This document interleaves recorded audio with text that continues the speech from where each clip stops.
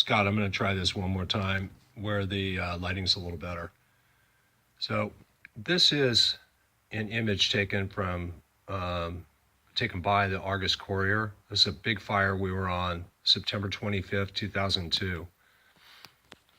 The engine on the left was my engine, the engine I was assigned to that day.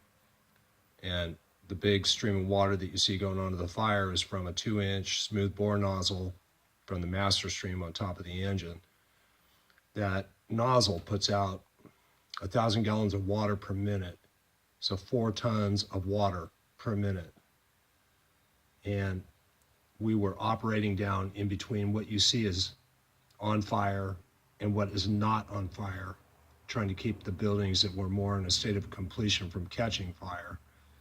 So we had hose lines advanced down there, and it kicked my butt. I've never experienced such intense radiant heat. 5 of us went to the hospital with heat exhaustion. It was reported that we went there for smoke inhalation. That's not correct. We went there for heat exhaustion. So I've been on big fires. Here's another image of the same fire. And if you look closely at the top picture, that's a 3-story building under construction, stick framed with the trusses rolled on it. So there was 5 of these big buildings that got consumed that day, all in about an hour's time. And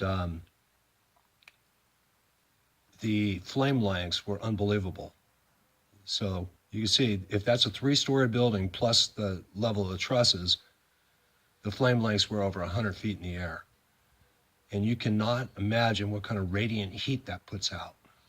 It's intense. People were 150 feet away from the fire having to back up because the heat was so intense.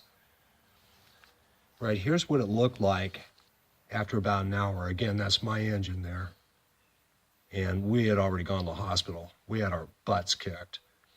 So you can see that what is left standing is where the master stream was directed to. And the reason we did that is to try to keep the radiant heat down on the engine so that we could safely protect the exposures on the right. So it didn't have much effect on the fire. You can see the fire burn down to the foundation, the slab foundation. So very, very intense. Oh, I got the dates wrong.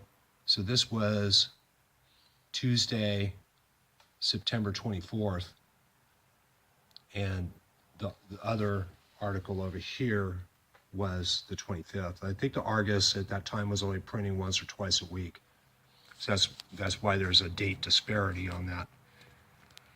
So that's that.